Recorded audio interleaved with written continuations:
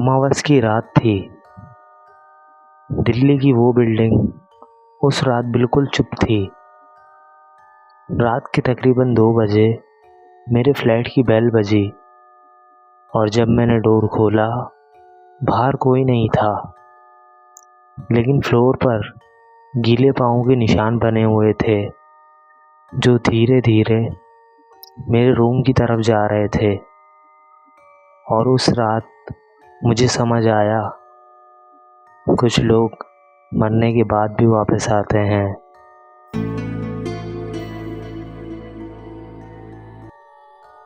अस्सलामुअलैकुम फ्रेंड्स, मेरा नाम अरबाज़ है और मैं हॉरर स्टोरी क्रिएटर हूँ। प्लीज़ सब्सक्राइब ज़रूर कर दिया करें। चलें बढ़ते हैं स्टोरी की तरफ।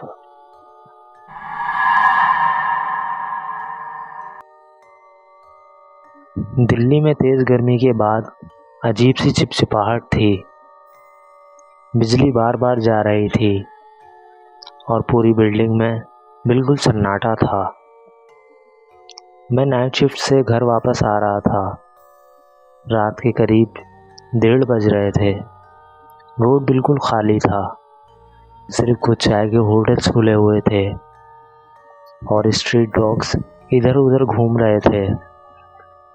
मैंने ऑटो से उतरकर अपनी बिल्डिंग की गली में कदम रखा। तभी मुझे लगा कोई मेरे पीछे चल रहा है। मैंने कैजुअली मुड़कर देखा, लेकिन गली बिल्कुल खाली थी। सिर्फ एक ट्यूबलाइट ब्लिंक कर रही थी। मैं ऊपर फ्लैट में गया, कपड़े चेंज किए और बेड पर लेट गया। लेकिन अजीब बात यह थी, आज बिल्डिंग बिल्कुल चुप थी। ना किसी की टीवी की आवाज़, ना किसी इंसान की। फिर रात के करीब 2 बजे मेरे फ्लैट की बेल बजी। मैं इरिटेट होकर उठा। इतनी रात को कौन हो सकता है? डोर के पास गया, सुराग से देखा, लेकिन बाहर कोई नहीं था। मैंने डोर खोला। हॉलवे बिल्कुल खाली था, लेकिन फ्लोर पर पानी गिरा हुआ था, जैसे कोई भीगे कपड़ों में वहाँ खड़ा हो। मैंने सोचा किसी नेबर ने कपड़े सुखाए होंगे और डोर बंद कर दिया। 2 मिनट बाद बेल दोबारा बजी, इस बार लंबी। मेरे अंदर अजीब सी इरिटेशन होने लगी। मैंने फ़ौरन डोर खोला और इस बार हॉलवे के एंड पर एक औरत खड़ी थी। लाल साड़ी, गीले बाल, और वो सीधा मेरी तरफ देख रही थी। मैं कुछ सेकंड तक उसको देखता रहा।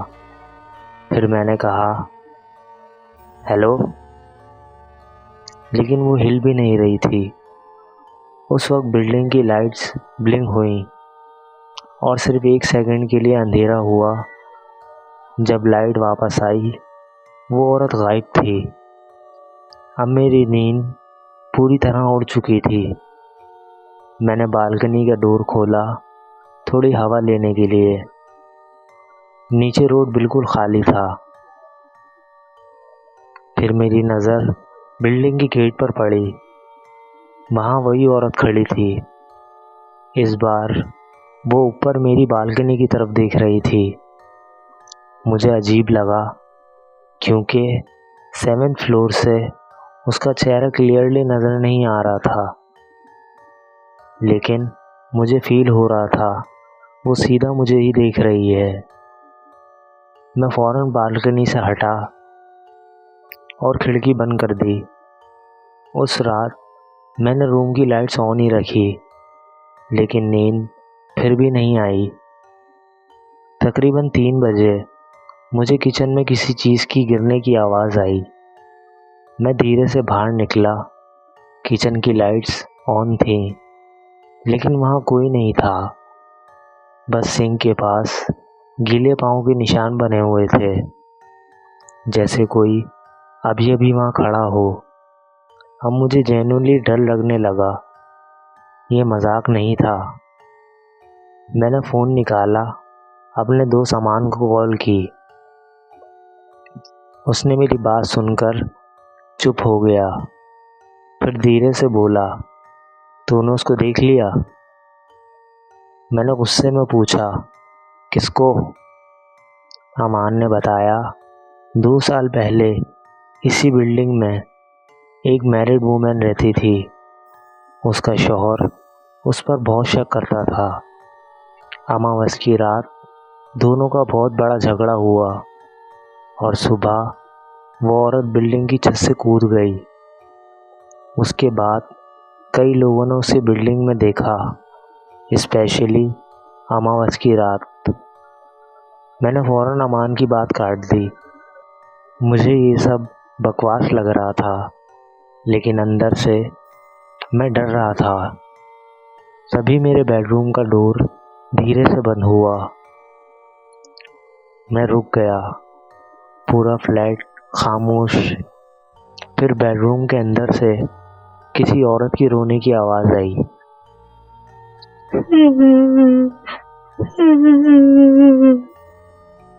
और बहुत पास से। मैंने हिम्मत करके डोर खोला। रूम खाली था, लेकिन बेड पर पानी गिरा हुआ था और तकिए पर लंबे गीले बाल पड़े थे। उस रात मैं फ्लैट छोड़कर चला गया।